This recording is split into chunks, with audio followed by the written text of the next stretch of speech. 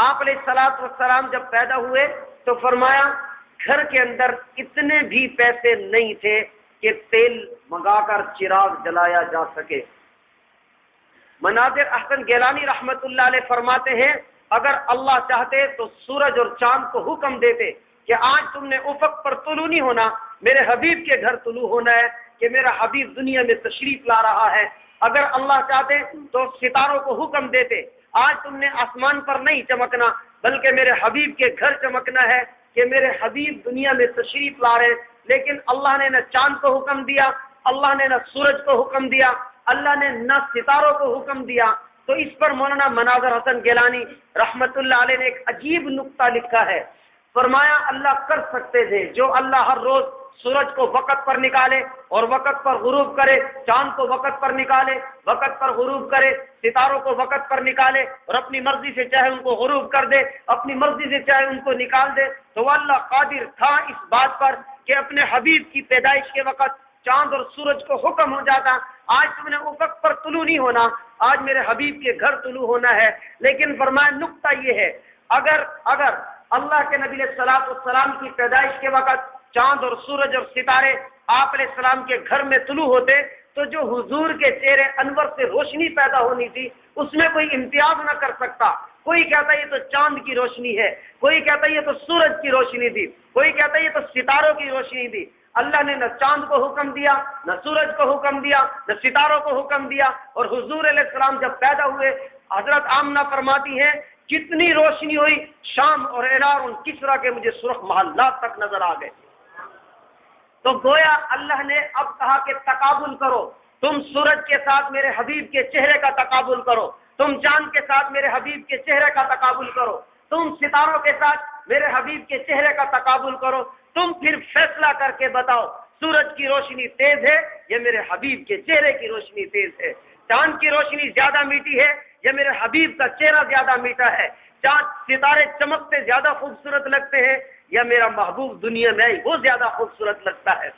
اتنا حسن و جمال والا کہ آپ علیہ الصلوۃ والسلام کی ناف بھی کٹی ہوئی، آپ غلاظت سے بھی پاک، اور ایک روایت میں آتا ہے آپ کی ختنہ بھی ہوئی ہوئی۔ اس پر بھی حضرات نے نقطہ لکھا ہے، اس پر بھی نقطہ لکھا ہے کہ اللہ کے نبی علیہ السلام کو شروع سے آخر تک باحیا بنایا۔ اگر یہ ختنہ نہ ہوئی بھی ہوتی تو کہیں کوئی ختنہ کرنے والا آتا اور حضور کے سطر پر نظر غیر کی پڑ جاتی۔ اللہ نے یہاں بھی اپنے حبیب حضرت محمد صلی اللہ علیہ وسلم کی حفاظت کی ہے، اور آپ علیہ الصلوۃ والسلام اظہر اللہ چمکتے دمکتے رنگ والے ہو گئے۔ ابن حجر اسقلانی رحمت اللہ علیہ نے بھی خوب کہا ہے، فرمایا کہ جب آپ علیہ السلام غار ثور میں گئے اور صدیق اکبر رضی اللہ تعالیٰ عنہ چوکڑی مار کر بیٹھ گئے اور آپ علیہ الصلوۃ والسلام کا سر مبارک اپنی گود میں رکھا اور آپ علیہ السلام نے پاؤں مبارک ایسے، وہ غار چونکہ ایسے تھی، تو جب ہم گئے ہم نے اپنے دوست سے منت سماجت کی، میں نے کہا دیکھو تو غار ثور پر جیسے کیسے گئے ہیں تو کیا اچھا ہے کہ حضور علیہ السلام اور صدیق اکبر کی سنت ہی زندہ کر لے۔ تو وہاں سے پتہ لگا بھئی جس سوراخ سے سانپ نے ڈسا تھا وہ سوراخ ابھی تک جو کا تو باقی ہے، اور تبدیلیاں ہوئی ہیں وہ تبدیلی نہیں ہوئی، وہ باقی ہے۔ تو میں نے کہا ایسا کرتے ہیں آپ سنت صدیق زندہ کرو، میں سنت نبی علیہ السلام زندہ کرتا ہوں۔ تو میں نے کہا آپ اس انداز سے بیٹھو کہ آپ کی ایڑی اس سوراخ پر لگے اور میں آپ کی اس گود میں سر رکھتا ہوں، پھر ذرا اس حدیث کا سانچہ لیتے ہیں جس میں وہ باہر سے لوگ آ گئے تھے اور صدیق اکبر رضی اللہ تعالیٰ نے فرمایا یا نبی اللہ وہ لوگ آ گئے ہیں، فرمایا غم نہ کر ان اللہ معنا، اللہ ہمارے ساتھ ہیں، لا تحزن ان اللہ معنا، غم نہ کر اللہ ہمارے ساتھ ہیں۔ اتنے میں اللہ نے مکڑی کو حکم دیا اور مکڑی نے آ کر جالا بنا، اور پھر فاختہ کو حکم ہوا، فاختہ نے آ کر وہاں انڈے دے دیے، اور وہ چاروں طرف چکر کاٹ رہے۔ جب اس سوراخ پر آئے تو ان کا جو کھوجی جو ان کی رہبری کر رہا تھا اس نے کہا یہاں ہے، وہ یہاں ہے۔ یہ سارے سردار کہنے لگے دیوانہ ہو گیا ہے، تو پاگل ہو گیا ہے، اس سوراخ میں کیسے جا سکتے ہیں جبکہ جالا بھی باقی ہے، فاختہ نے انڈے بھی دے رکھے ہیں، ایسا نہیں ہو سکتا۔ اس نے کہا یہ یہی ہے، میں اپنی پوری رہبری کے ساتھ بتلاتا ہوں کہ وہ دونوں یہی چھپے ہیں۔ لوگوں نے کہا نہیں، تو ہمیں غلط رہنمائی کر رہا ہے، یا نہیں ہو سکتے۔ اس لیے شریعت مطہرہ میں آتا ہے، یہ مسئلہ بھی ذہن میں رکھے، یاد آ گیا کہ یہ جو مکڑی گھروں میں جالا بنتی ہے اس کو مارنا نہیں چاہیے، اس کو مارنا نہیں چاہیے، اس کو صاف کر دینا چاہیے، وہ اتر کر جہاں جائے اس کی مرضی ہے، لیکن اس کو یہ بھی آیا کہ اپنے گھروں کو گند میں نہ مبتلا کرو، بھائی صاف بھی کرو، اور یہ بھی شریعت میں آتا ہے کہ اس مکڑی کو مارنا بھی نہیں ہے، کیونکہ یہ وہ مکڑی ہے جس نے اللہ کے نبی علیہ السلام کی حفاظت میں حصہ لیا تھا۔ اور حدیث شریف میں چھپکلی کو مارو، اس کو مارنے کے اندر 2 رکعت کا ثواب ہے، یہ بھی مشکات شریف کی روایت ہے۔ اب دیکھو چھپکلی کا کیا قصور ہے اور ادھر مکڑی کی کیا تعریفیں ہو رہی ہیں۔ چھپکلی نے حضرت ابراہیم علیہ السلام کی آگ میں پھونک ماری تھی، وہ اس کی پھونک سے ہونا کچھ نہیں تھا، لیکن اس نے ظلم میں حصہ ڈالا، اس لیے فرمایا کہ اس کو مارنا کار ثواب ہے۔ اور ادھر فرمایا کہ مکڑی کو کچھ نہ کہو کہ اس نے حضور علیہ السلام کی حفاظت میں حصہ لیا۔ تو جب ہم لیٹے تو میں نے دیکھا کہ واقعی لیٹنے والے کو نظر نہیں آ رہا، بیٹھنے والے کو نظر آتا ہے کہ باہر کوئی آ رہا ہے، تو بھئی وہ غار ثور ہے۔ تو وہاں ابن حجر عسقلانی رحمت اللہ علیہ ایک عجیب جھوم کر، لگتا یوں ہے کہ ابن حجر عسقلانی رحمت اللہ علیہ پر وجد طاری ہوا، اور وجد طاری ہونے کے بعد اس نے یہ جملہ لکھا ہے، فرمایا کہ صدیق اکبر رضی اللہ تعالیٰ عنہ کی گود میں حضور علیہ السلام کا سر مبارک پڑا، اور صدیق اکبر رضی اللہ تعالیٰ کو جب سانپ نے ڈسا تو آنکھ سے آنسو نکلا جو حضور علیہ السلام کے چہرے انور پر جا گرا۔ لیکن اب وہ ابن حجر عسقلانی کیا کہتے ہیں، وہ فرماتے تم کہتے ہوں گے کہ صدیق کی گود میں حضور علیہ السلام کا سر مبارک ہے، پر ابن حجر یہ نہیں کہہ سکتا، ابن حجر یہ نہیں کہہ سکتا۔ ابن حجر نے بڑی لطیف بات کہی ہے، فرمایا کہ تم دیکھ رہے تھے کہ صدیق کی گود میں نبی کا سر ہے، میں تو یوں دیکھ رہا تھا جیسے رحل پر قرآن رکھا ہو، میں تو اس انداز سے اس کو دیکھ رہا تھا۔ تو ابن حجر عسقلانی رحمت اللہ علیہ بڑی عجیب بات آگے بھی لکھتے ہیں، کہتے تم نے صدیق کے آنسو کو اتنا سستا سمجھ لیا تھا کہ اللہ اس کو زمین پر گرنے دیتے، اس نے بھی تو اتنی تھکاوٹ کے بعد، یاد رکھ لے اللہ تعالیٰ ہمیں بار بار حج بیت اللہ نصیب فرمائے، اگر ہمت ہو کوشش ہو اچھی بات ہے، فرض واجب کا درجہ نہیں تو غار ثور پر چڑھنا، اس نیت سے نہیں کہ غار ثور دیکھیں گے، اس نیت سے نہیں، اس نیت سے چڑھنا کہ صدیق کا کمال کتنا زیادہ ہے کہ حضور کو کندھے پر بٹھا کر غار ثور پر چڑھے ہیں۔ میں آپ کو یہاں ایک نقطے کی بات بتاتا ہوں کہ جب صدیق اکبر رضی اللہ تعالیٰ عنہ غار ثور پر چڑھے تو ہم معروف راستے سے نہیں گئے، ہم نے کہا یہاں تو سیڑھیاں بنی ہوئی ہیں، اگر یہاں سے ہم چڑھے تو پھر صدیق کی تکلیف کا اندازہ نہیں کر سکیں گے، تو ہم نے خلاف سیڑھیوں کا راستہ اختیار کیا جو پتھریلی تھی کہ جہاں آدمی گرتا بھی تھا تو سنبھلتا بھی تھا، تو بڑے دیکھ بھال کر چلا۔ تو اس حدیث کی روشنی میں ہم سفر کر رہے تھے کہ دیکھے تو صحیح صدیق کا جگر کتنا بڑا ہے۔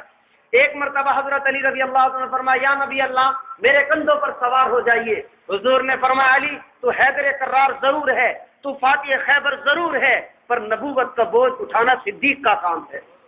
یہ صدیق اکبر رضی اللہ تعالیٰ عنہ کا کام ہے کہ وہ نبوت کا بوجھ اٹھا لے۔ تو وہ غار ثور اتنی بلندی پر ہے، اتنی بلندی پر، پوری ذمہ داری کے ساتھ یہ بات کہہ رہا ہوں، کتنا ہی طاقتور آدمی کیوں نہ ہو، وہ چلا جائے بغیر سانس لیے یا بغیر ریسٹ کی، ایسا نہیں ہو سکتا۔ بہت سارے لوگ کبھی درمیان سے واپس، ہاں جذبے کی بات ہے، جذبے کا عالم یہ ہے کہ 80 سالہ بوڑھا آدمی بھی وہاں آدھے راستے میں جا کر پریشان بیٹھا ہے۔ بھئی کیوں؟ کہتے میرا بھی دل چاہتا ہے کہ آج وہ جگہ تو دیکھوں جہاں 1400 سال قبر صدیق اور حضرت محمد صلی اللہ علیہ وسلم تشریف فرما دے۔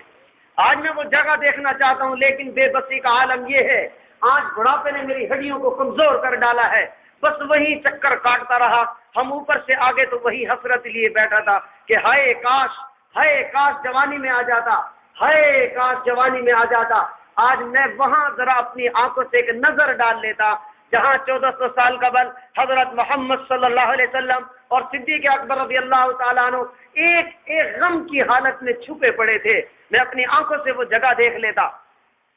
تو بہرحال اللہ تعالیٰ سے دعا کرو کہ اللہ لے جائے، پھر جوانی میں لے جائے، اور جوانی میں جائے تو بندہ ان جگہوں کو ضرور دیکھنے جائے۔ تو وہ اتنی بلندی پر ہے، اتنی بلندی پر کہ ہم میں سے کوئی بھی نوجوان آدمی کوئی یہ دعویٰ کرے کہ میں بغیر سانس لیے چلا جاؤں گا، کہیں نہیں رکوں گا، تو یہ غلط ہے، نہیں کر سکتا۔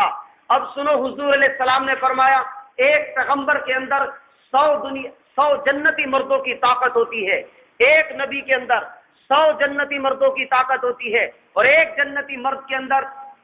100 دنیاوی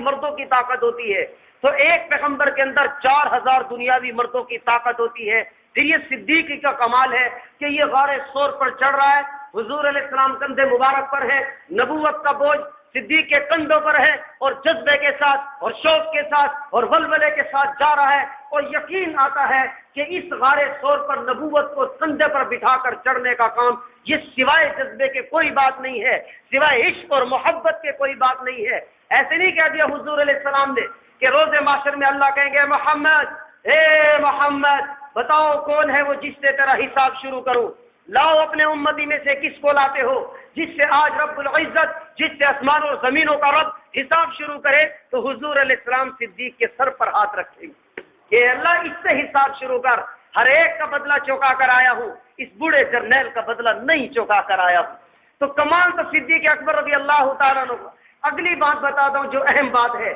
تو یہ صدیق اکبر رضی اللہ تعالیٰ عنہ اتنی بلندی پر حضور علیہ السلام کو کندھے مبارک پر لے کر چڑھتے رہے۔ جب غارے پر پہنچے تو دو غاریں ہیں، ایک دوسری غار ہے، وہاں بھی گئے یہ دونوں۔ جب یہ وہاں گئے تو وہاں بھی ہم گئے، تو میں نے ایک ساتھی کو کہا بھی باہر سے دیکھو ہم نظر آتے ہیں، اس نے کہا آتے ہیں۔ ہم نے کہا تم جا کر وہاں چھپو، تو وہاں چھپنے کا اندازہ یہ کہ آپ پیٹ کو کمر سے لگائیں گے اور اپنے آپ کو تھوڑا سا جھکائیں گے، تب جا کر اس سوراخ میں دو آدمی کھڑے ہو سکتے ہیں، لیکن باہر والے کو نظر آتا ہے۔ تو فرمایا کہ یہاں پہلے چھپے، تسلی نہ ہوئی، شرح صدر نہ ہوا، پھر وہاں سے نکل کے پھر غار ثور میں آئے تو وہ جگہ بھی موجود ہے، پھر وہاں دیکھا کہ نہیں یہاں نہیں بات بنی، تو پھر وہاں سے آ کر غار ثور میں آئے۔ اب اتنی فٹ بلندی پر چڑھنا، ہزاروں فٹ بلندی پر چڑھ جانا، اور پھر نبوت کا بوجھ کندھوں پر لینا، اور پھر لے جا کر غار ثور میں اترنا، اور غار ثور میں اتر کر اس کو صاف کر رہے ہیں، اپنے کپڑے کے ٹکڑے ٹکڑے کر ڈالے اور صاف کر رہے ہیں، جو سوراخ ہے اس میں وہ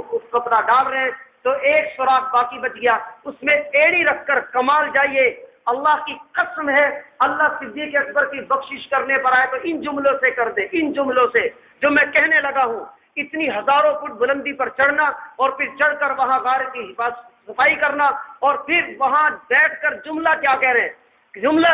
صدیق اکبر رضی اللہ تعالیٰ عنہ قربان جائیے، اس جملے پر قربان جائیے۔ حضرت صدیق اکبر رضی اللہ تعالیٰ عنہ فرمان لگے یا نبی اللہ آپ تھک گئے ہوں گے، میری گود میں آرام کر لیں۔ کیوں نہیں کہا یا نبی اللہ تھک گیا ہوں، نہیں یوں نہیں کہا، حق یہ تھا، عقل کا تقاضا یہ تھا کہ صدیق اکبر رضی اللہ عنہ فرماتے یا نبی اللہ کچھ بیٹھ جاؤ، ابھی کرتا ہوں سارا انتظام۔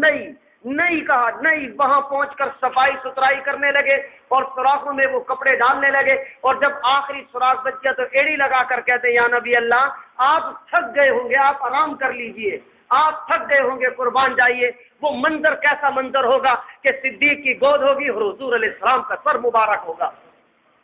ایک عجیب منظر ہے وہ۔ تو یہ صدیق اکبر رضی اللہ تعالیٰ عنہ ہے، تو اللہ کے نبی علیہ السلام نے کیسے نہیں صلہ، دیکھو کون سا صلہ ملا ہے، کون سا صلہ ملا ہے، جہاں حضور علیہ السلام آرام فرما رہے، قیامت تک صدیق اور عمر بھی وہی آرام فرما رہے۔